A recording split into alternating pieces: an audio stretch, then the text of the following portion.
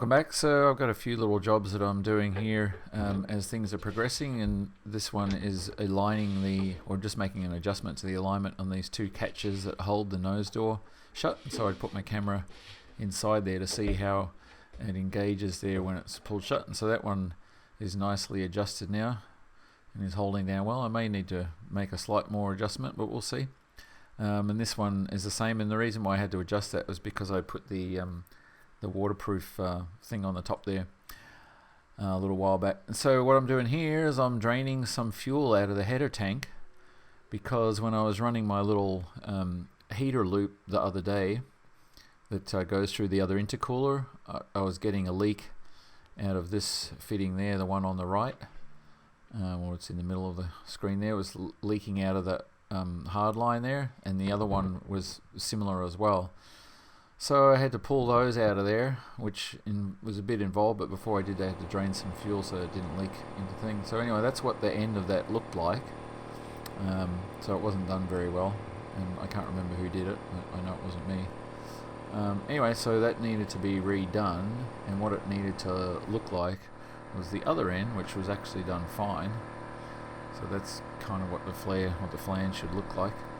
Anyway, so after I redid it, that's what this end looked like.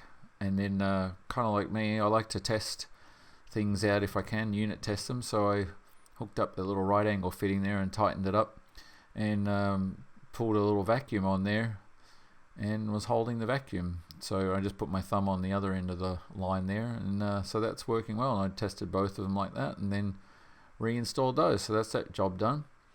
And the next thing I wanted to do was check the alignment on the nose gear, because there is an adjustment how that fork bolts onto the nose strut. You can actually adjust it a little bit left and a little bit right because the holes in the strut are slotted. So what I did is I pulled a straight line under the aircraft there. I tried to line up with that crack in the concrete, but it wasn't that good. And then you see I've pulled a measurement there. I put the tape on the floor where the straight line was. And I've used a plumb bob down from the nose and from the prop to get that straight line, and then clamp my level there, which is a good straight edge, onto the nose wheel, and just measured to make sure I had the same distance on both sides. Once I moved it from one side to the other from the straight line, which ended up turning to be like right on 3 inches. And the edge of that tape marks, where I was trying to line it up to.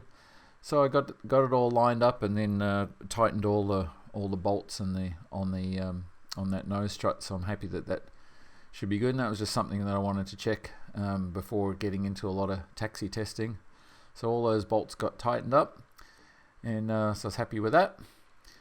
And then another little project was working on doing the data plate there for the aircraft. So I bought like a set of these little stamps from Harbour Freight for $9.99, and just proceeded to go and stamp that in there. I think that was easier than trying to engrave it. I don't think my engraving skills would be any good, and I don't think our Dremel's up to the task of doing that. So I just bought these stamps and just working through that and stamping them one at a time. So it came out alright. It actually sort of curved the metal a little bit, each time I put a stamp on there, so I had to sort of flatten it back out again after I was all done.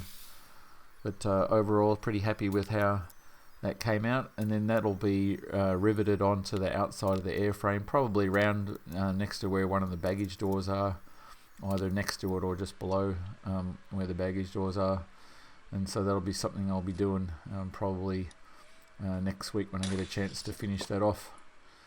So all these little projects still to do, but taxi testing is still something that I need to do more of, obviously. And I was also putting this heat shield on the Y pipe. So this is some of the material that I used on the exhaust pipe, and right now I've just done it on the one side. I haven't done it on the other side of the Y pipe because I was waiting on the air conditioning guys to come and check the compressor, and they came and checked it, and sure enough the compressor has a leak in it, and they said that the O-ring, there's a big O-ring that is used to hold the whole compressor together. I think there's actually a couple of them because it sort of comes into 3 pieces, and one of them is leaking. So I either have to try and find a rebuild kit for that compressor or buy another one. And so I haven't had a chance really to look online to see if I can find the rebuild kit. But anyway, because I haven't done that yet, I'm probably going to have to take the header off on the other side of the engine in order to just be able to get the compressor out of there, because it's sort of tucked in around the engine frame or behind the engine frame. So next up was, this is Friday morning now, taking the aircraft down to S&S Aviation there to get the nose strut sort of filled with hydraulic fluid and nitrogen, because I didn't think it was, it had been a couple of years since it was filled back when we were in the shop, and I wasn't happy with the pressure in there. I thought it was a little bit low. Actually measured it at 225 and I kind of wanted it to be 275. So they said it's easier if I just bring it down there, and they can do it there because they've got the tanks and everything that they need down there. So this is Friday morning today, and I just taxied it down there, and as you can see, Cherokee County traffic, long range experimental 806, Tango is 2 miles west, prepare for left downwind, runway 5, full stop, Cherokee County. And as you can see, I've got the audio hooked up there for from the camera, you know, going through from the radio and the intercom. So we'll see how that works out. Still, you can still hear that same static coming through when there's no audio. But overall, at least you can hear the audio now. Little down ramp there, and parked it there, and the guys all came out, and there's about a dozen different guys working there, and they all came out and had a look at the aircraft, and they were going over it and telling me the things that I still needed to do. Pointed out a couple of hoses that they said I should 8L clamp down, and they also recommended that I sand down all of the wing surfaces with 400 wet, because they got a little bit of roughness on them because the paint was straight out of the gun. So that's something I'm going to be doing as well. And here you can see we've got the aircraft up on some foam blocks that I took down there, so the wheel's in the air. And we've filled the hydraulic fluid up and then filled it with nitrogen, and so here I am taxiing it back, and actually Cessna 653 Kilo Bravo, about 3 miles to the southeast. Simulate engine out to the right base for runway 5, Cherokee County. Yeah, and so it actually felt quite a lot better. It was like a lot tighter and stuff, turning and stuff, so I'm pretty happy with how that came out. So next step is to do some more taxi testing there. And before that happens, I've got a little bit of a challenge that I'm going to put to you guys out there who feel like doing some math. And here's a little preview of what that involves. So as you can see, I've got the nose wheel on the scale there, sitting out front of the hangar, and the reason being, well, you'll see what the reason is here. So there's the thing there, it's showing empty weight there, 344, and that's with the I believe, no, that wasn't with my extra weights in there, but this is in the aircraft now with me sitting in it, and so I'm zeroing out that weight, and I'm about to do a power run. Anyway, you'll see more on that, or you'll hear more on that towards the end of the video, so stay tuned for that. Okay, so on to some taxi testing here, and the goal here was just to take the aircraft a little bit faster on the runway here and just test the rudder authority and just see if there was any issues like nose wheel shimmy or anything like that. And I'll let you just watch how that plays out and just drop a bit of commentary in here and there. Foxtrot turning left base, runway 23 at Cherokee.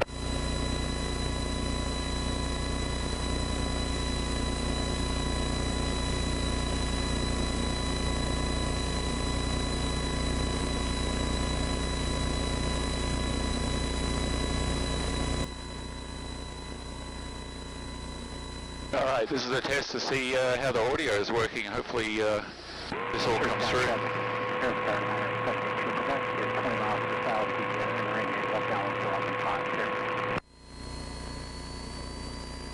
So I'm going to do a little bit of a taxi test here now that I've been, well, I actually had the nose strut gassed up again this morning just to bring it up to a higher pressure. I wasn't sure that it was set because it's been like 2 years since we had it done. And also align the nose gear, which you would have seen in the video. That was yesterday. See somebody else just landed here. See where they're going to go. In an RV10. Looks pretty nice. See it out the front window here in a second, probably. Probably going to pull off here. I don't get some fuel. Yep.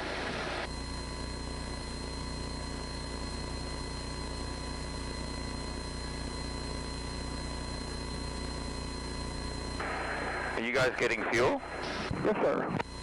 I'll wait for you, just come in front.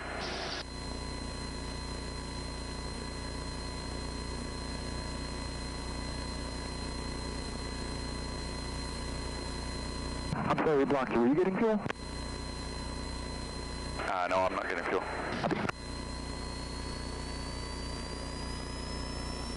Looking good, man. Thank you. That's a nice RV10, by the way. Thank you. And Cherokee County traffic, experimental 2 Tango Delta crossing runway 523, Cherokee County. So I'm going to taxi with the door open because it's hot, and I found out that the AC is not working because the compressor has a leak in the housing through one of the O-rings that basically mates the housing together, the front part and the back part. So which means I have to go and either find an O-ring kit for that, pull it apart and replace it, or I have to go and get a new one, which is about 400 bucks, 350 bucks, something like that.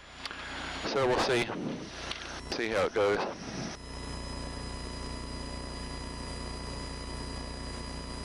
And Cherokee County traffic, experimental 2 Tango Delta, clear runway 523, Cherokee County.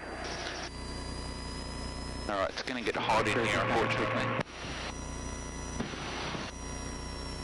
But if I'm going to do some tests, I need to close the door.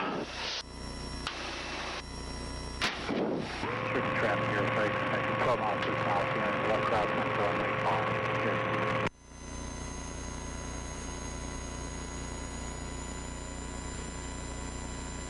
Cherokee traffic here, sorry, Quebec, 10 miles to the south for a left downwind runway 5, Cherokee.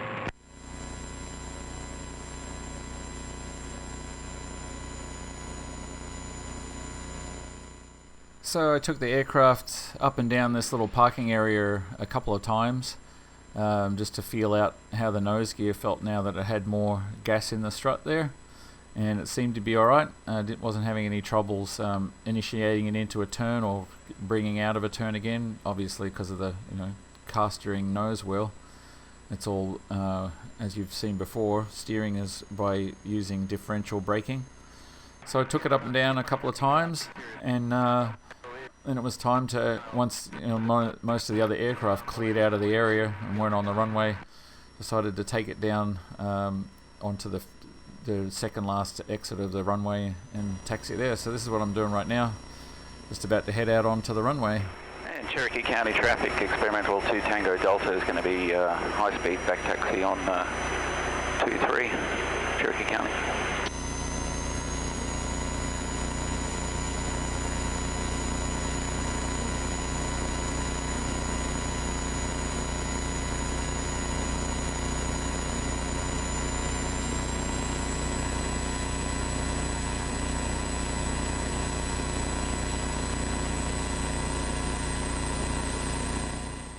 So the goal on this one was just to slowly bring it up to about 45 knots, and along the way just test the rudder authority there to see what airspeed I started to get control with the rudders.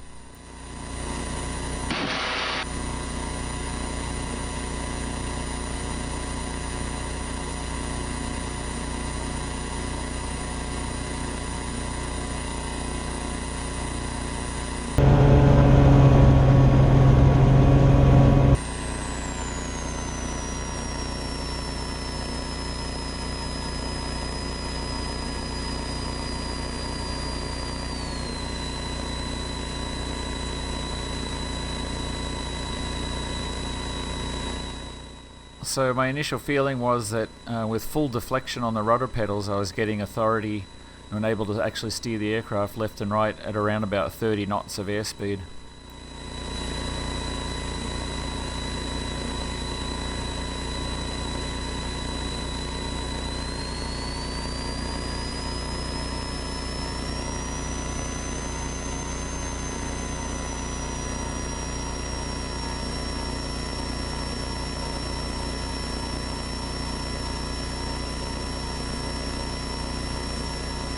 And Cherokee County traffic, experimental 2 Tango Delta, clear of 05, Cherokee County.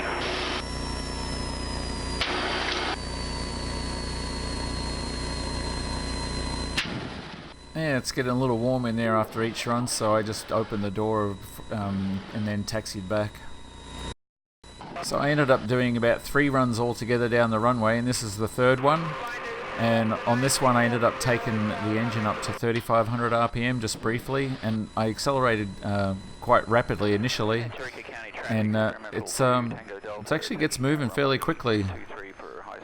And this one I didn't actually have the GoPro on there, but I think it went up to 45 knots as well indicated, although you get a different reading there off of the Sony camera, as you're going to see.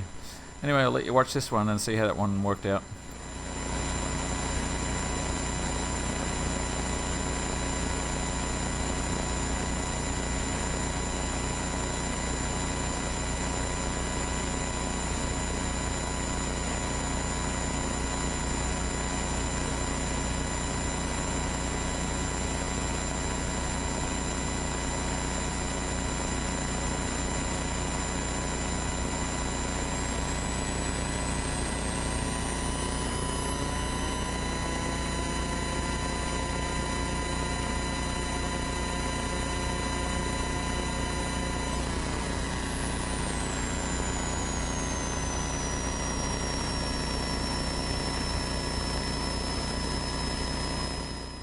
Yeah, if you're watching carefully there, you can see the lag in the GPS speed readings there on the Sony compared to the indicated airspeed on the Garmin, which was about 45 knots when I look back at the video of that one, whereas this one was only showing 41 miles per hour.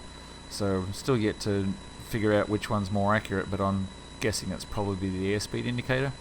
Anyway, the rudders were giving me good authority and good control, so overall pretty happy with this run. It's very hard to see from this video, but it actually felt fairly quick to me, and I was kind of excited, just thinking, oh, one of these days I'll be able to just keep the power in and actually get this thing off the ground, and that will be something for sure.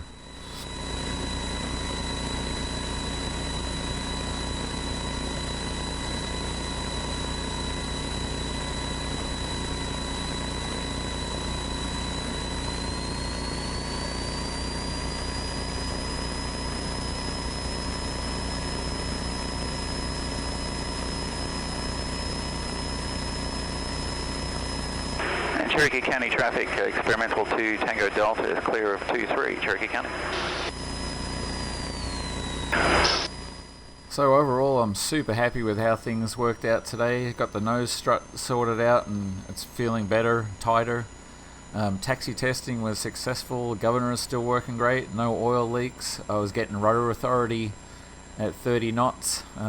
Generally the aircraft was tracking straight, and I was actually just using the rudder to take it to the left and right a little bit, as you may have picked up in the video. And the next step is just to take it a little bit quicker and also do some more traffic, experimental 2 Tango Delta clear at 523 Cherokee County. Do some faster acceleration runs and just see if I can figure out how long it's going to take to get up to say 60 knots when full power's in. So yeah, just super happy that I can taxi it back to the hangar like that, and there's not a problem with it, not a leak or anything like that. But still got jobs to do, as I said. Gonna have to 400 wet sand the wings and the foreplane, and I've got a couple other little jobs that I still need to do, and then there'll be more taxi testing. So on to the little challenge for you guys. Let me give you a rundown on that. Okay, so this is for the math and physics wizards out there, or even people who are just budding and want to figure it out. So here's the geometry of that whole static thrust test that I did in the last video. And on that blue line, let's just say we'll use the last test that I did, or the highest test that I did, of 807 pounds as pulling on the blue line there. So you can see the angles and the length, not that the length really makes much difference. But the angle there is what's important, and then you see I've got angles in there that lead back to where the prop is bolted to the redrive, and the thrust line is totally horizontal where the prop is, and then I've also got some distances there, the distance from where the tie down point was on the main gear leg up to where the thrust line is on the aircraft, which is, you know, the line of the prop. and then another distance from the leg there to where the nose gear is. So my challenge to you guys is, for 807 pounds of thrust pulling on that blue line, there's an amount of force that's being pushed down on the nose gear, and I want you guys to see if you can figure out how much that is. And I already did the calculation, and then as you saw earlier, today I put the aircraft, the nose gear on the scale there, and I zeroed it out while I was sitting in the aircraft with it already running, and then I ran it up to the same full power setting that I ran it on when I got that 807 pounds of thrust when I had it tied down. The only difference on this case was I had the wheels with the brakes on and also chocked, so it was anchored a little bit lower than what it was when I had the straps around the legs, but not very much at all. And so the math that I did came out pretty close to what the actual value was on the scales. And when I ran it up to power there, it maintained that value on the scale until I backed off the power. So I want you guys to see if you can figure out what you think would be the additional number of weight or force attributed on that nose gear scale when it was run up to full power with 807 pounds, pulling on the straps there. And then if you can figure that out, you should be able to, using the numbers that are on this layout here, you should be able to figure out how much thrust is actually at the prop. And let's just see who comes up with what, and if someone gets the right number for the nose gear, and if they end up getting the same numbers on the prop that I've got. So it'll be an interesting challenge for everybody.